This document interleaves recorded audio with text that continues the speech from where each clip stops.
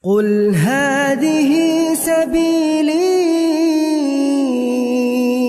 أدعو إلى الله. Assalamualaikum warahmatullahi wabarakatuh. Alhamdulillah, kita ketemu lagi di channel Pemberantas Kemaksiatan kaum muslimin. Dan seperti biasa, sebelum kita masuk ke pembahasan, kami ingatkan untuk kaum muslimin yang belum subscribe ke channel ini, silakan subscribe untuk mendapatkan notifikasi ketika ada video-video yang terbaru yang kita upload di channel ini. Dan untuk yang sudah subscribe, kami ucapkan jazakumullahu khairan katsirah. Dan kaum muslimin, belakangan ini viral kaum muslimin, beredar video tentang pelaksanaan sholat Jumat di Masjid Pakuan, ya, Masjid Pakuan, tempat tinggalnya Gubernur Jawa Barat, Pak Deddy Mulyadi. Ya, ini azannya sangat aneh kaum muslimin, ya, dan ini banyak sekali beredar di media sosial. Ya, salah satunya ini, coba kita lihat postingannya kaum muslimin, ya. Ini postingan dari akun LDK Group. Ini, dulur-dulur di Masjid Pakuan, desanya Deddy Mulyadi, azan dibikin gebrakan baru. Masa azan 4 orang? Lama-lama semua jamaah bareng-bareng azan. Sekarang mah nggak terdedi-dedi lagi, takut ada udang di balik bakwan. Ini, ya. Ini kaum muslimin, ya. Kemudian ini ada postingan, ini LDK Group, ini Abul Noal ini men-share postingan dari Ari Elril ini, ya. Ini, Jumatan di Gedung Pakuan, rumahnya KDM. Pahalanya pasti double. Nah, ini pahalanya pasti double karena yang azannya 4 orang. Ya. Inilah yang disebut bid'ah, ya, menyimpang dari ajaran Rasulullah SAW. Jangan sampai kalian membantah dengan alasan apa salahnya azan 4 orang. Allahul musta'an. Itulah pentingnya berilmu sebelum beramal di atas Al-Quran dan Sunnah, di atas pemahaman para salafus soleh, ya. Allahul musta'an. Kemudian ada lagi, ini postingan dari akun Instagram kaum muslimin, ya. Dari akun harian.e.com. Ini, baru-baru ini viral di media sosial, seorang warganet membagikan momen saat sholat Jumat di masjid yang berada di rumah dinas Gubernur Jawa Barat. Sekilas masjid tersebut tampak sama-sama dengan masjid lainnya, dengan ornamen Islami. Namun yang membedakan masjid tersebut dengan masjid pada umumnya adalah jumlah muazin. Dalam video itu terdapat 4 orang muazin. Ini salah nulis, ya. 4 orang muazin yang melantunkan azan secara bersamaan dengan kompak. Hal ini menimbulkan pro dan kontra di media sosial. Video yang diunggah di akun iip29 itu dibanjiri dengan 2.500 komentar lebih. Sebagian netizen ada yang setuju, namun ada juga yang tidak setuju. Kok ada yang setuju, ya? Atas dasar apa setujunya, ya? Coba kita simak dulu videonya kaum muslimin, ya. Bagaimana azannya itu kaum muslimin, ya. Kita simak dulu videonya.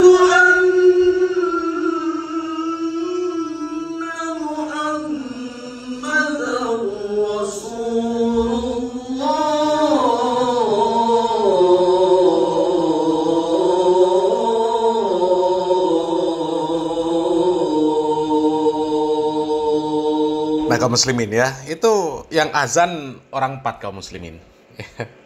Dan ini kalau menurut caption, ya, pelaksanaannya sholat Jumat, ya, tapi kita lihat di sana ada orang yang pakai jas, ya, pakai kopiah, kemudian ada anggota polisi yang berdiri. Nah, sebelah kirinya anggota polisi itu ada Pak Deddy Mulyadi sepertinya, ya, kalau melihat apa yang di kepalanya itu namanya. Nggak ngerti lah, ya. Itu kayak orang Hindu di Bali, ya. Yang menjadi pertanyaan kami kaum muslimin, kok khotibnya diam, ya, nggak mengarahkan atau gimana, ya. Yang azan juga kok mau gitu loh kaum muslimin.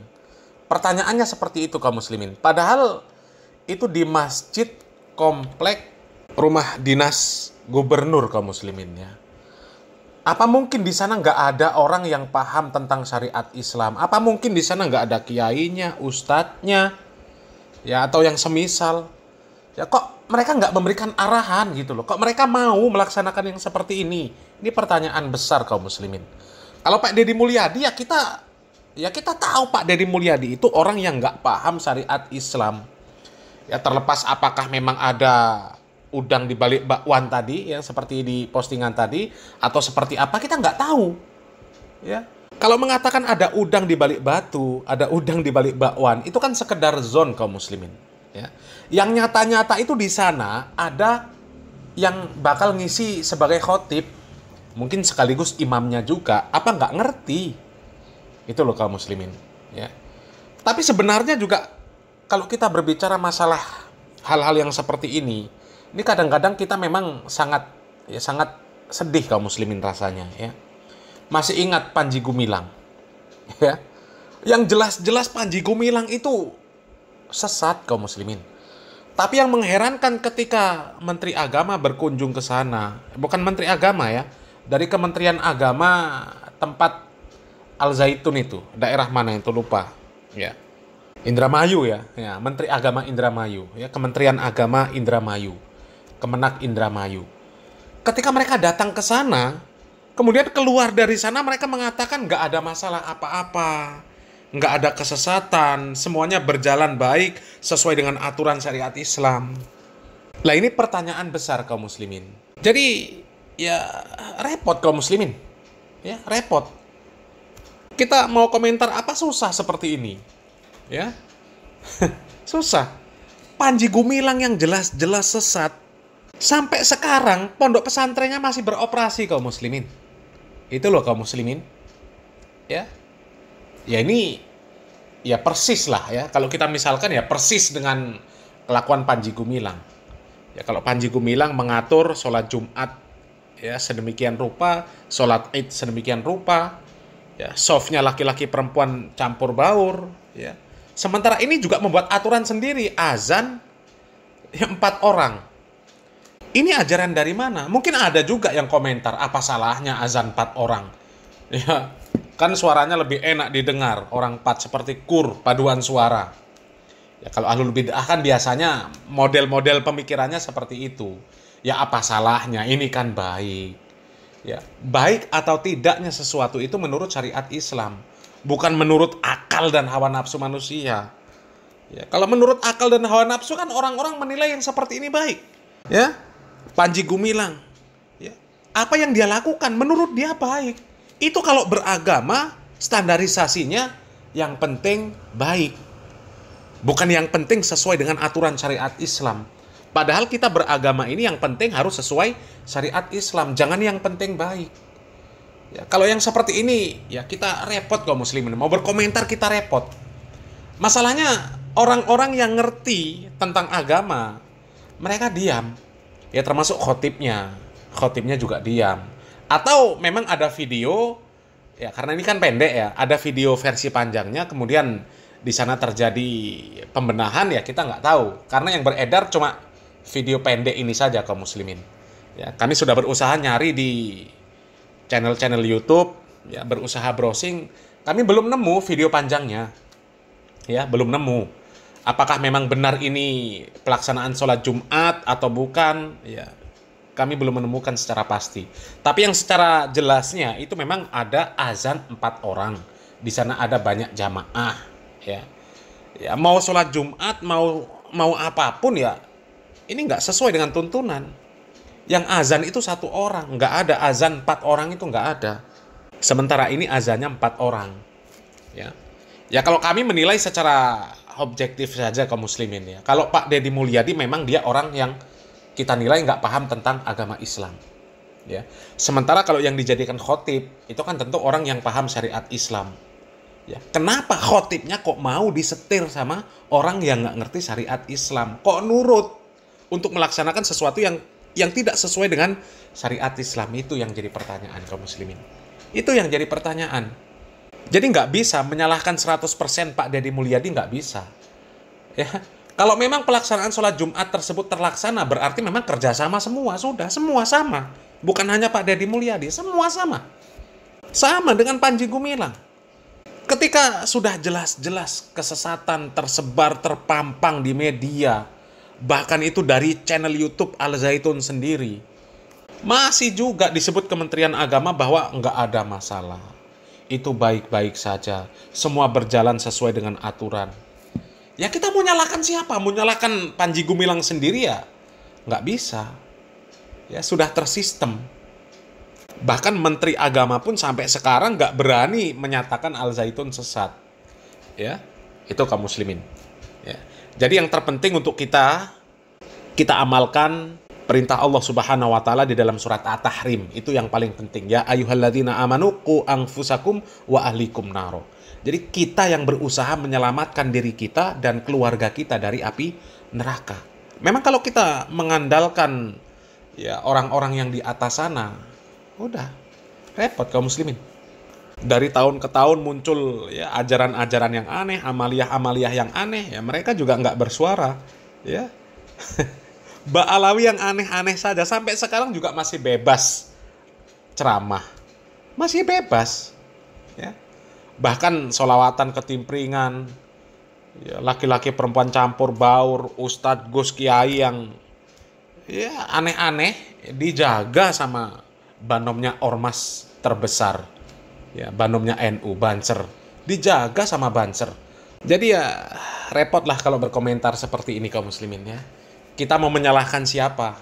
Ya yang jelas yang pertama kali salah yang mereka pegang urusan yang terkait, ya Kementerian Agama. Ya itu yang pertama kali bertanggung jawab karena mereka yang membidangi masalah itu. Baru kemudian ya orang-orang yang ada di sekitar sana, ulama-ulama, kiai-kiai, ustadz-ustadznya, ya. Jadi untuk yang seperti ini ya kami berikan komentar ya yang seperti ini jelas salah, bertentangan dengan syariat Islam. Tapi kita objektif, ya. Kebijakan-kebijakan dari Pak Deddy Mulyadi itu juga banyak yang tidak bertentangan dengan syariat Islam. Mendidik anak, ya, anak-anak yang bermasalah dikirim ke barak TNI, kemudian di sana mereka mau nurut, ya, melaksanakan sholat subuh, ya mereka tertib, nggak ngelawan orang tua lagi, berhenti merokok, itu bagus, ya. Kalau masalah agamanya Pak Deddy Mulyadi menyimpang, ya itu tugas orang-orang yang ada di sekitar sana untuk memberikan nasihat kepada Pak Deddy Mulyadi, meluruskan pemahaman Pak Deddy Mulyadi. Dan sekali lagi, ya pemimpin-pemimpin di negeri kita ini yang pemahaman agamanya rusak bukan hanya Pak Deddy Mulyadi. Kalau Pak Deddy Mulyadi ya terus terang saja, memang beliau bukan orang yang paham ilmu agama. Basicnya juga bukan mengurusi masalah agama. Kalau yang mengurusi masalah agama, ya dari Kementerian Agama. Sementara Kementerian Agama sendiri, yaitu tadi Panji Gumilang saja, yang sudah jelas-jelas sesat, itu disebut nggak ada masalah, nggak sesat dan sebagainya. Ya. Jadi yang terpenting sekarang ini, ya apa yang menjadi kebijakan dari Pak Deddy Mulyadi, kalau memang itu manfaat, itu kebaikan, ya tetap didukung. Kalau ada kesalahan-kesalahan dari Pak Deddy Mulyadi, ya kita kritik, kita luruskan. Terlepas usaha mengkritik, usaha meluruskan tersebut membuahkan hasil atau tidak, kan nggak ada urusan. Ya, nggak ada urusan, kita hanya berusaha saja. Bahkan yang kita kritik kan juga bukan Pak Deddy Mulyadi saja, ya. Orang-orang yang katanya mereka tokoh agama, bahkan wali saja, ya kita kritik juga. Ya. Jadi kita objektif. Ya, apa yang benar ya kita katakan benar, yang salah kita katakan salah. Ya, kita pakai kaedah ungdur makola wala tangdur mankola. Kita melihat apa yang dibicarakan, apa yang disampaikan, apa yang dilakukan, tanpa melihat siapa yang berbicara dan siapa yang berbuat. Selagi yang berbicara, yang dibicarakan baik, yang diperbuat adalah perbuatan baik, ya kita dukung. Ya, meskipun dari orang kafir sekalipun, kalau perbuatan baik sesuai dengan syariat Islam, ya kita dukung.